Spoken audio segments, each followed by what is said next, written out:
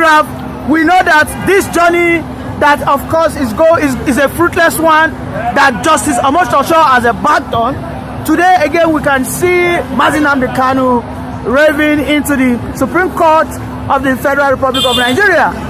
Quickly, we know that the witnesses, all of them, they lack nothing to say. What's your reaction? They are fizzling out, they are fumbling, they are wumbling, they don't know what to say again. An act of treachery was committed against Daniel in the Bible, and we've seen how great God was by exonerating, by setting Daniel free. The man that committed the act of treachery was given to the lion, and the lion did not spare him. What am I trying to bring up here? I mean the witness, merchants of lie, merchants of false witnesses. They claim to be the SS agents. It's a lie. Those were mercenaries, discussed, well paid by federal government of Nigeria to fabricate lies and fraud charges against Mazi Nnamdi Kanu. But glory be to God that every cross-examining question throws across by Mazi Nnamdi Kanu's legal team. These witnesses, testifiers always resounded with I don't know, they don't know, they don't know.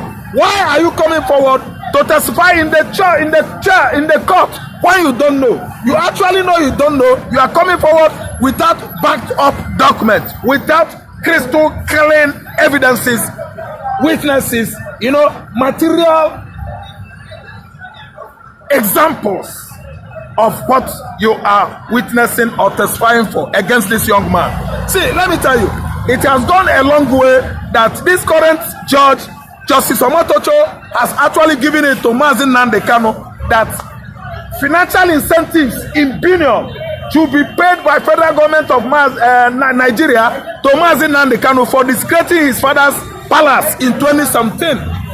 An operation carried out by the then Nigerian Chief of Army Staff, Major General Brutai. He went to Abia State, discredited and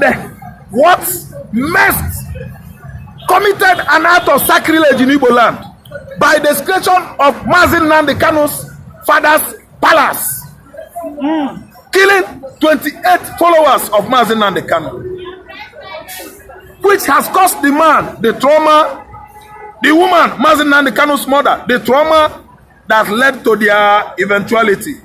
Both of them died. You see the cause? Federal government of Nigeria has not sent any condolence message to the family of His Royal Highness Eze Israel, the king of our Heruku community. Mazi Nnamdi Kanu's father is Eze Igwe of that community. Yeah. Buhari regime was still very, very reluctant, so reluctant to pay homage to that community, to say sorry to that community for unaliving, traumatically, trauma. As a result of trauma, the king of that community, Buhari did not own it up. What are we saying? Mazi Nnamdi Kanu is in the courts, the masked men, the SS agents who are proven to be from that agency, the SS, State Security Department. It is a lie. They are merchants of lies employed by federal government of Nigeria to rope in Mazi Nnamdi Kanu with fresh charges. Merchant of lies, merchant of falsehood, merchant of dishonesty, merchant of corruption and the bribery, merchant of disunity, merchant of travesty of justice. They are there now today, trying to bring up many lies and fabricated testimonies against Mazi Nnamdi Kanu. I am telling you that one day Kanu will walk free. One day Kanu's case will end. One day travesty of justice in Nigeria will come to an end. One day serenity, peace, sanity will return into Nigerian political leadership. We are fed up of liars. We are fed up of liars. People that are stealing public funds, people that are oppressing the southeastern region of Nigeria. One day it is coming to an end. It is coming to an end. The Igbo man is subjected to travesty of justice for over 55 years now, and nobody is doing anything about it. Well, in a surprising news, I saw a man called Ben Bruce, who has challenged the Nigerian government that the injustice against this young man called Nnamdi Kanu can never be silenced. That in the past, the Nigerian government did everything to change the name from Bite of Biafra to Bite of Bonny. That the initial name the Bite was called was Biafra, but the Nigerian government, because they wanted to play the ostrich, because they didn't want the ideology of Biafra to leave, they changed it to Bite of Bonny. That reminds me, the current plan of the National Security Advisor, Nuhu Ribadu, to change Biafran Day, which comes every 30th May, to Igbo Day, Ntubato. No, it will never. Then that reminds me about what you said about Bite of Bonny and Bite of Biafra. It was stretched across from Bite of Bini, from Gabon to Badagry, Bite of Biafra. But they have changed it to Bite of Bonny because they want to silence and die down Biafra. Today, Bite of Biafra has come. The whole axis of Bakassi Peninsula, Bite of Biafra. From Bakassi Peninsula, you know, where it has boundary with Guinea, it's Bite of Guinea. From Bite of Guinea to Badagry is Bite of Biafra. Nigeria has no international water. It is only Lagos here, from Lagos here to Badagry, that anybody could come out and call Bite of Bini or Bite of Bonny. It was Bite of Biafra before. It was in the geography. I studied geography. I read it on the atlas written by, I think, Mazi Oyelese. Oyelese should be a Yoruba man, I don't know. But it was Bite of Biafra. From the axis of Cameroon to Badagry, Bite of Biafra. Nigeria has worked so hard over the years after Nigerian Biafran Civil War that ended in 1970 to end up abruptly, so abruptly, in a haste, Biafran nation. They work hard to bring Biafra down, but the more they do that, the more we stand up on our feet to fight the cause of emancipation of Biafran nation. The time, the idea, the ideology is waking up, especially previous regime of retired Major General Muhammad Buhari, who all of a sudden swooped on Nnamdi Kanu, illegally kidnapped him, abducted him from Nairobi, Kenya into Nigeria. And the more they commit all this injustice, travesty of justice against this Igbo man, the more popularity of Biafra erupt like volcano. Eruption of Biafra, popularity and fame today on social media is as a result of what transpired in 2015 by the then Buhari administration that swooped on the young man illegally because he has nobody to fight for him. As you see, the more you do this, the more Chineke Okike Abiama fights for Biafra. Biafra is expanding like a wildfire. Nobody could quench the fire of the Prince of Africa, just like a candle on the mountain top. That's what Biafra stands for. And as I'm talking to you now, Nnamdi Kanu is in the court. Appeal court. Supreme Court said no. He is free. Appeal court said no. We are going to buy liars, masked men testifying against a young man, an innocent man, masked men. Why are they masquerading about? Expose your face, your true identity. That is when you are truthful. If you are a merchant of lies or falsehood, you might be masking your face because you know the danger behind it. Your personality, your pedigree, your security, your dignity. Because people will know your identity. Why are you hiding? Why are you masquerading about? In fact, they are paid machinery by federal government of Nigeria to come and tell all manners of lies against the leader of indigenous people of Biafra. The leader of Ndibo now, Ndibo Buruburu, is Nnamdi Kanu. The meaning of IPOB is anybody that comes from southeastern Nigeria. If you twist it, say, na terrorist, na you, nagi, all your communities are terrorists. Any Fulani man that opens the mouth and says IPOB is a terrorist, all your communities are terrorists.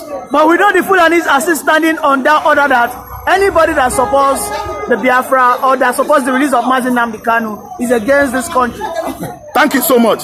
Anybody that comes forward to the court to testify against Nnamdi Kanu, that person is a terrorist.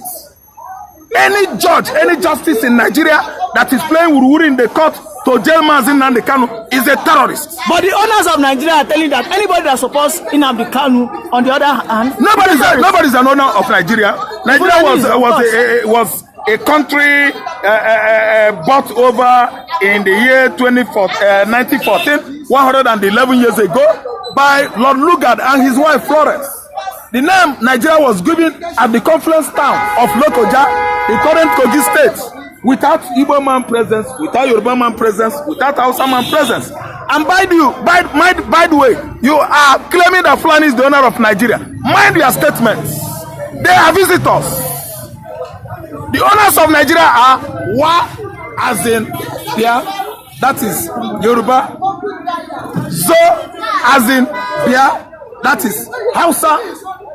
Bia, as in Bia, that is Igbo, that is Kong. They are the owners of Nigeria. Ottoman and Fodio forefathers. Sadano Sokoto and the Abakatafa Abalawa. They are all visitors in Nigeria. They migrated from Gambia. As at 1914, the Fulanis were already the leaders in the north. So you cannot categorically say that they are still visitors. Listen and listen good. They came with Islamization agenda. That was 18th centuries. They actually succeeded by Islamizing the entire north. It is only one region in the north that actually resisted them. You know their name? The Kanu'S. The Kanu'S are the tribe largely inhabiting or living in the northeastern Nigeria. And they actually fought the Fulanis. They fought the Ottoman and Fodio warriors, claiming that they were Muslims before Fulani. They traced their roots or ancestry to Yemen and Sudan. Fulani Islamization did not touch Borno State. You don't have Emir in Borno State. You don't have Saduana or the Caliphate in Borno State. The Caliphate is deep rooted in Sokoto State. The Emirates, Kano, my Borno of Borno, my Borno or Borno, Chehu or Borno. No Emir. Fulanis are not the owners of Nigeria. They are the invaders. They are the intruders. They are the nomadic, the wanderers. They wander from Senegal to Gambia, from Gambia out of Futajelo Highland and found themselves in the north. The gullible Hausa man, Mbada, Mumu, allowed them and gave them the privilege to live with them.